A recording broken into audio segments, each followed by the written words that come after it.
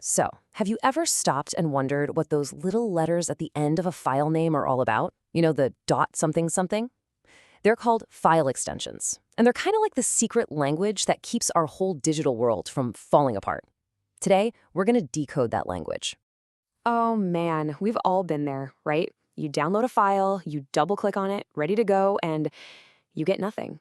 Or even worse, you get that dreaded error message. It is one of the most annoying things on a computer. And the reason for that frustration, 9 times out of 10, it comes right down to the file's extension. But before we get to the extension, let's take one step back. What even is a file? Well, at its most basic, it's just a digital container. Think of it like a box where you keep related stuff together, whether that's a report you wrote, a photo you took, or your favorite song. It's how we store information so we can actually find it again later. Okay, now for the main event, the extension. It's that short little suffix that comes right after the dot in a file's name, just like the .docx you see here. And that tiny bit of text, it's actually a super powerful instruction. It tells your computer exactly what kind of information is inside that digital box. Here's a cool way to think about it. If the file name is its first name, the extension is its last name. It tells you what family it belongs to. Is it part of the photo family, the document family? Or you could think of it like a shipping label on a package. It tells your computer, the post office in this case, what's inside and exactly which program to deliver it to. All right, so now that we know what they are, let's take a quick tour of some of the most common extensions you bump into every single day. This is how everything stays organized. First up, we've got document files. These are the absolute workhorses at the digital world. You've got your .docs files for writing reports in Microsoft Word, you've got .pdf for sending documents that look the same for everybody no matter what computer they have, and of course the simple no-frills .txt file for just plain text.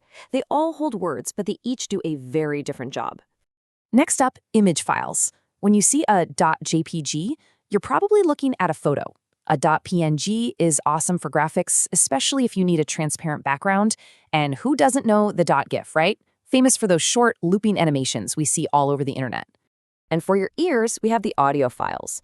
The most famous one, of course, is .mp3. It's the reason we can carry thousands of songs in our pockets. You might also run into a .wav file, which is usually a much higher quality, uncompressed sound. Pretty much anything you listen to will be one of these.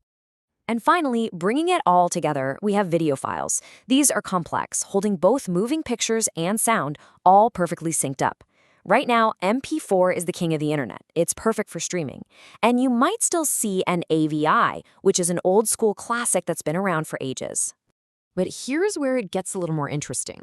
See, while a lot of these extensions are pretty universal, some are, well, they're picky. They're like a secret handshake tied directly to the one program that created them. It's like a key that only fits a single lock. And this is a perfect example of that. You have Microsoft Office and its free competitor, LibreOffice. They both have word processors that do basically the same thing, but look at their file types. Office saves files as .docx, while LibreOffice uses .odt. Same job, but they speak a slightly different digital language, and it's all because of that extension. Okay, so we've seen what file extensions are, but now for the big question, so what? Why does any of this actually matter to you? Well, it turns out it's pretty crucial. So here's what's happening behind the scenes every time you double-click a file. First, your computer reads the extension. That tells it what kind of file it's dealing with. Second, it checks a list to see which program is supposed to handle that kind of file. And by the way, you can totally customize that list yourself. And third, it hands the file off to the right program so it opens up perfectly.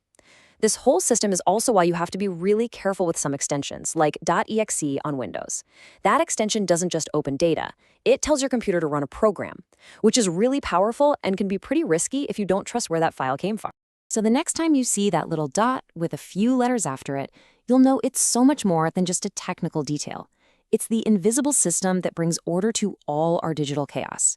It's the silent command that tells your computer whether to just show you a picture or to run an entire application. Understanding this stuff doesn't just save you from headaches, it gives you more control and helps you stay safer online. It really is the secret language of our digital world. Makes you wonder, what else is your computer doing right under your nose?